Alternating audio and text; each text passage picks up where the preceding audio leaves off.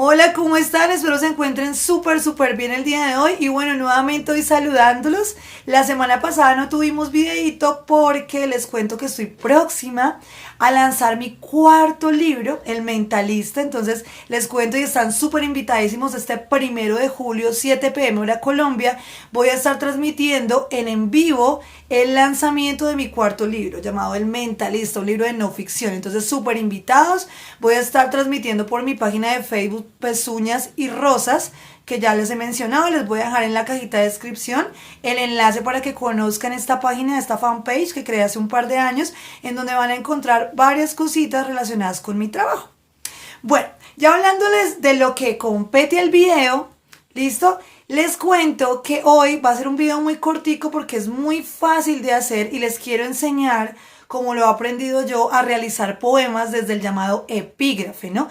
Yo tuve un video hace unas semanas atrás en donde les contaba sobre lo que es la fanfic, que es la forma en que muchos escritores, sobre todo nuevos o muy jóvenes, han encontrado una manera de crear a través de historias que ya fueron antes escritas.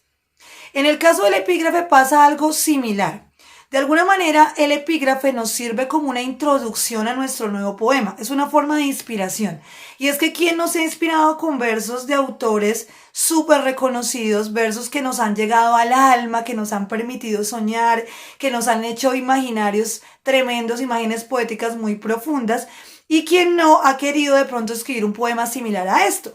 La idea precisamente con el epígrafe es esta. El epígrafe no se usa solamente en poesía, pero en la poesía ha servido a muchos autores, me incluyo ahí porque soy de la línea de que he usado en diferentes ocasiones el epígrafe.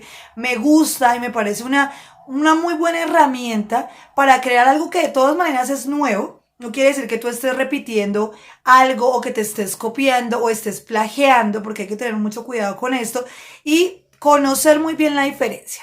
Bueno, y les dejé un short aquí mismo en YouTube donde les doy 3 pasos. Aquí lo que voy a hacer es ahondar un poco más sobre esos 3 pasos. La idea del epígrafe es que primero escojamos 1 o 2 versos, ¿cierto? Pueden ser 3, dependiendo de lo que ustedes deseen, incluso 4, lo que llamado un párrafo, de lo que ustedes deseen. Cuando digo lo que sea, es lo que sea. Podría ser un poema, un estribillo, una estrofa de una canción, un párrafo de una novela que estemos leyendo o de un relato, incluso de una frase aleatoria que nos encontremos en el camino. Puede ser que haya generado algo inicialmente en nosotros, alguna emoción o un sentimiento más profundo, pero a veces no entendemos bien de qué trata. Entonces, por eso el ejercicio de hacerlo en voz alta nos permite entender, y ojalá varias veces hasta que entendamos de qué trata, ¿no? Es muy importante esta parte. Así como esta lucecilla pequeñita que tengo acá, que ustedes alcanzan a ver, ¿cierto? El poema nace de una pequeña idea, al igual que nacen todas las grandes cosas del mundo. Nada nace gigantesco, nada nace grande, sino nace pequeñito y luego se hace grande, ¿cierto? Entonces, cuando estamos escribiendo poesía y cuando lo vamos a hacer a través del epígrafe, después de que hayamos realizado ese segundo paso, ahí vamos a ver el tercer paso, que es empezar a escribir.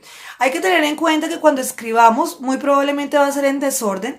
Entonces la recomendación que yo les doy es escriban, ya saben de qué trata ese pequeño estribillo o esa estrofa de la canción o ese poema, esos versos. Entonces ahora escriban lo que les nazca, lo que les salga sobre esa temática.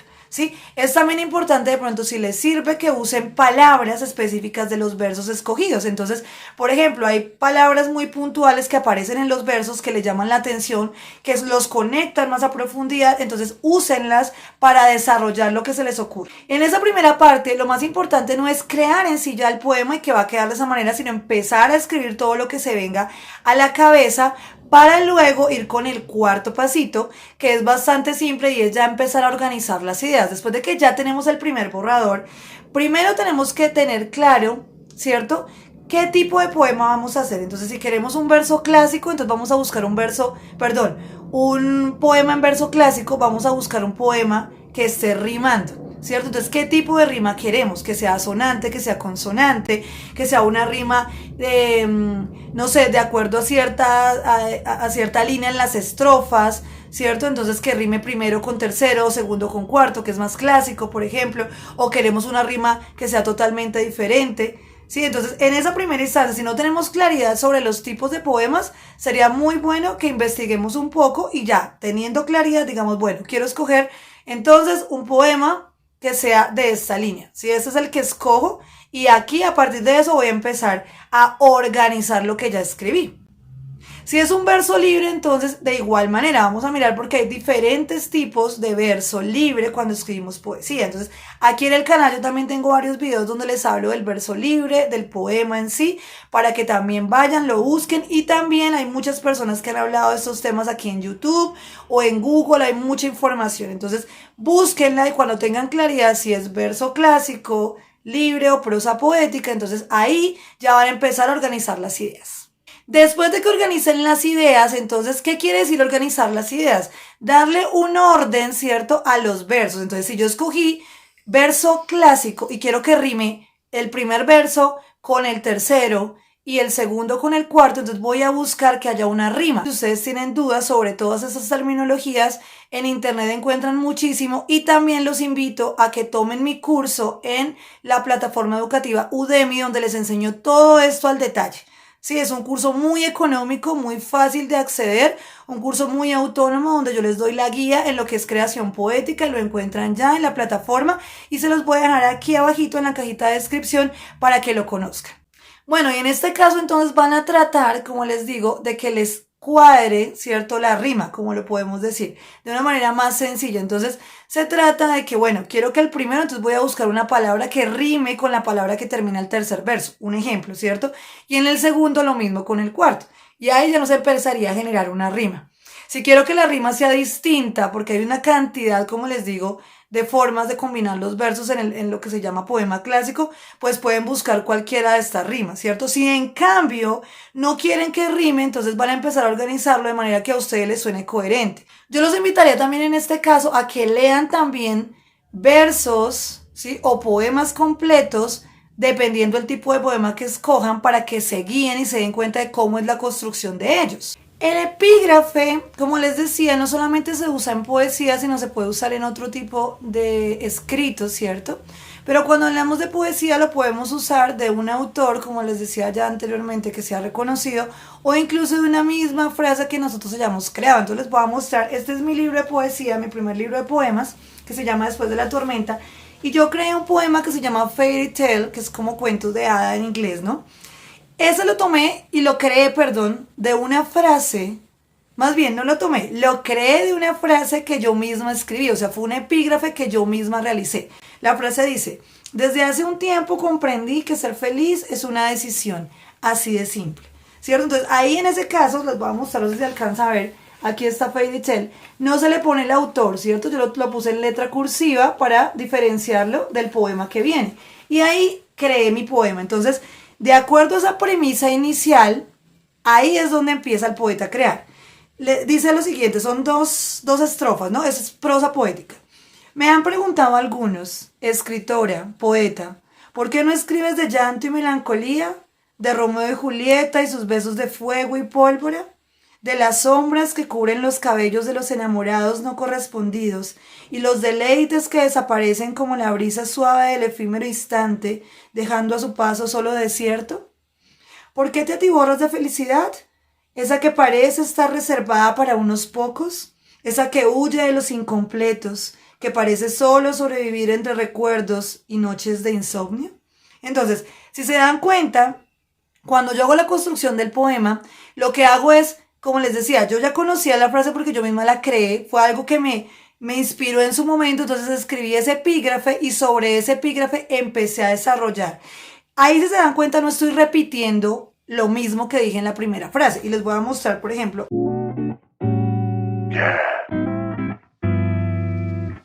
Ni siquiera es un poema. Eduardo Galeano no es poeta, ¿cierto? Pero en muchos de sus relatos y frases nos dejó mucha información para mí vital, importante, muy importante. Dice, hace 130 años, después de visitar el País de las Maravillas, Alicia se metió en un espejo para descubrir el mundo al revés. Si Alicia renaciera en nuestros días, no necesitaría atravesar ningún espejo. Le bastaría con asomarse a la ventana. Al fin del milenio, el mundo al revés está a la vista. Eduardo Galeano. Entonces, cuando yo vi esa frase, ¿cierto? Y yo escribí un capítulo completo sobre Alicia en el País de las Maravillas. Muchos de ustedes de pronto ya saben, y los que no, que mi nombre artístico Alicia Leven viene de las historias de Lewis Carroll, que me gustan mucho, y de ahí me tomé el atrevimiento de tomar ese nombre como propio para mí, mi nombre artístico o seudónimo, ¿sí? Entonces hice todo un capítulo que tiene relación con Alicia y lo que simboliza para mí.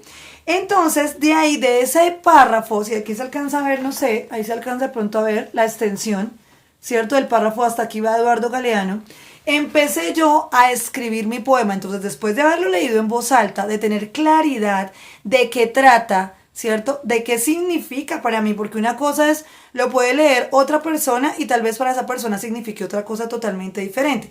Pero qué significa para mí como autor. Entonces, cuando yo ya lo tengo claro, empiezo a escribir. Y empecé a escribir lo siguiente. Al revés del mundo, los días envuelven sus hojas en lo vano y predecible. Logro descubrir del sol al abrir los párpados de madrugada. Las noches no permiten ver las cortinas, humo espeso que asoma a través de la ventana. Corta de la vista la realidad inteligible. ¿Sí? Es un poema largo, bastante largo, miren por acá, en verso libre. Pero resulta que, ¿por qué se los quiero mostrar así? Para que se den cuenta de cómo lo construí y cómo se debe construir en este caso. Sencillo. Yo no estoy repitiendo lo que estaba en el epígrafe. Para mí lo que dice Galeano acá, ¿cierto? Cuando dice, hace 130 años después de visitar el País de las Maravillas, Alicia se metió en un espejo para descubrir el mundo al revés. Para mí se trata del mundo al revés. Entonces, mi visión desde persona, desde mujer y desde artista, es como el mundo en muchas cuestiones para mí está al revés. ¿Sí? Y eso lo escribí hace un tiempo atrás, pero sigo pensando exactamente lo mismo. Y como hay muchas cosas que parecen estar fuera de lugar. Entonces ahí viene una forma y es como el artista se manifiesta a través de su arte, sea letras, de lo que realice. En este caso pues estamos hablando de escritura y puntualmente de poesía. Es ahí cuando mostramos nuestra inconformidad o lo que pensamos frente a una situación. Y muchos de nosotros pues lo hacemos a través de las letras. Entonces yo decía, para mí el mundo está al revés. Entonces Galeano aquí me dice, sí, lo que dice Galeano acá es precisamente eso, ¿no? Alicia necesitaba entrar en el espejo, atravesarlo para ver el mundo al revés. Ahora, dice él, no es necesario, basta con que asomes a la ventana. Si te asomas ahí a la ventana y te vas a dar cuenta de muchas cosas que parecen no tener congruencia, ¿no? Y es una forma muy metafórica de hablar porque no hablamos solamente de la ventana, sino de todas las ventanas que hoy tenemos y que comunican muchas cosas, ¿cierto? Que muchos de nosotros sabemos a qué se refiere Galeano ahí. Entonces, en ese momento, ¿qué empiezo a escribir yo? Todo lo que se me ocurrió. Y empecé a dejar fluir. Y luego de que lo hice, empecé a mirar. Yo suelo escribir más en verso libre, entonces me sale más fácil. Pero si yo hubiera querido hacerlo en verso clásico, entonces empiezo a mirar, bueno, ¿cómo hago para que rime? ¿Qué tipo de rima quiero que sea? ¿Cierto? Voy a escribir con estrofas de tantos versos, o quiero que las estrofas sean indefinidas, que no cuadren una con la otra, o que sean de pronto un tipo de estrofa específico, muy clásica del verso, por ejemplo, cosas por el estilo. Ahí cuando ya tomamos esa decisión, es cuando podemos empezar a organizar las ideas. Muchos de nosotros, por ejemplo, escribimos, ¿cierto? Y cuando ya vemos que está terminado, ahí le pegamos lo que digo yo, una repasadita, un vistazo, ¿cierto? Y podemos corregir como puede que no. Yo a veces, y lo confieso, cuando por ejemplo publico, sobre todo en mis redes sociales, que aquí se las dejo para que las conozcan y vean mi trabajo también, y me encuentran ahí como Alicia Leven o Pezuñas y Rosas, y en Instagram como La Poetisa con las barritas al piso. Ahí pueden ver que muchos de los poemas que yo subo, y se van a dar cuenta tal vez si los leen con detenimiento, que muchos de ellos pues tratan precisamente de cómo veo yo la vida, de cómo se manifiesta la vida y en mí, ¿cierto? Y cómo la manifiesto yo a través de mis letras. Muchos de ellos no han sido corregidos, incluso de un primer borrador. Cuando ya se trata del libro, en este caso, cuando ya fui a publicar Después de la tormenta y ya el próximo poemario que viene, que es 100 poemas y una luna, que lo estoy preparando para mostrárselos próximamente, Dios mediante, en ese caso ya hago una corrección posterior, ¿cierto? Porque a veces la poesía no necesita ser tocada, siento yo que, y creo que muchos autores, poetas coincidirían conmigo en este caso, y es que muchas veces nace naturalmente y no es necesario quitarle ni ponerle, y en otros momentos sí, Sí, en otros momentos es necesario, como lo decía un profesor de poesía mío, que recuerdo con mucho cariño, el poeta John Galán, en el que tuve la oportunidad de, perdón, con el que tuve la oportunidad de hacer un taller de poesía hace un tiempo atrás, que nos hablaba de la tijera de Condorito. Y es esa tijera necesaria porque a veces cuando escribimos de más y cuando lo vamos a leer empezamos a ver que sobran muchas cosas. Entonces nunca está de más que si tú quieres publicar ya el poema después de que lo hayas leído en voz alta para ti y empieces de pronto a quitarle cositas, ¿cierto? Como a irlo formando, como cuando se forma una vasijita y se le va dando forma poco a poco, se le va quitando los grumos, los excesos, al igual que hacemos con un poema. También bueno que te des la oportunidad de que otros lo lean y te den la opinión sobre el poema, den su opinión personal sobre ella, ¿no? Y profesional también, ¿por qué no? ¿No? En muchos casos se le abren a uno otro tipo de situaciones o de atmósferas que no había uno contemplado en su momento, que incluso pueden ayudar a mejorar el poema. Bueno, y eso es todo por el video de hoy. Como les decía, el tema del epígrafe no tiene mucho tampoco de dónde tomar, o sea, no es algo muy complicado, pero sí es una excelente herramienta que podemos usar a la hora de escribir poesía.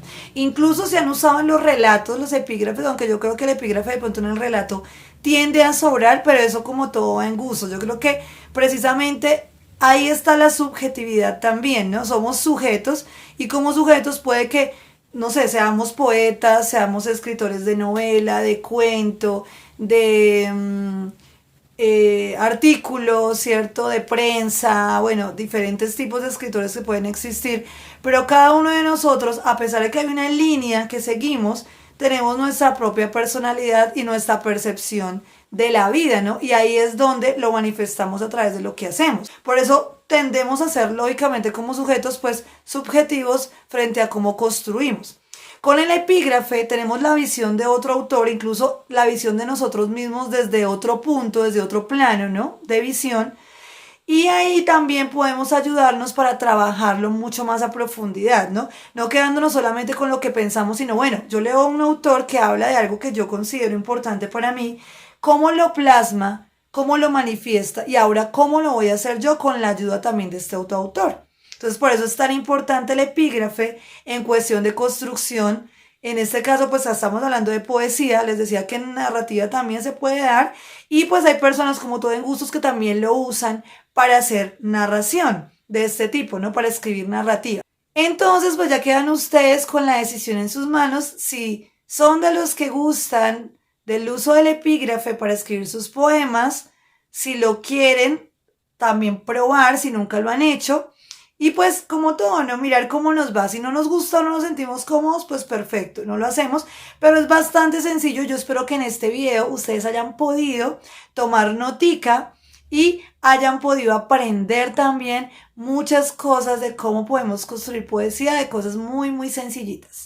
Les agradezco muchísimo, muchísimo su presencia nuevamente. Muchísimas bendiciones a todos donde quiera que se encuentren. Recuerden, como siempre les digo, que ustedes son los únicos que pueden escribir su propia historia. Entonces escríbanse la mejor historia que puedan. Y recuerden suscribirse al canal, lo importante que es para nosotros los creadores de contenido de este tipo de plataformas, la suscripción de ustedes a nuestros canales, que nos apoyen compartiendo el material, que nos dejen comentarios sobre qué piensan, qué otro tipo de videos o qué otras temáticas quisieran que abordara, por ejemplo, yo, en este caso en Alicia Leven. Bueno, ahora se llama Alicia Escritora, ¿no? Para los que lo conocían como Alicia Leven Escritura Sin Censura. Se hizo una refracción ahí por mi parte, entonces espero que les guste. Por favor, déjenme sus comentarios y sigan, como les decía ahorita, construyendo lo mejor para sus vidas. Desde la paz, desde el amor, desde amar lo que hacemos y transmitirlo, ojalá a través del arte. Que tengan un maravilloso y bendecido día y nos vemos en el próximo video. ¡Chao!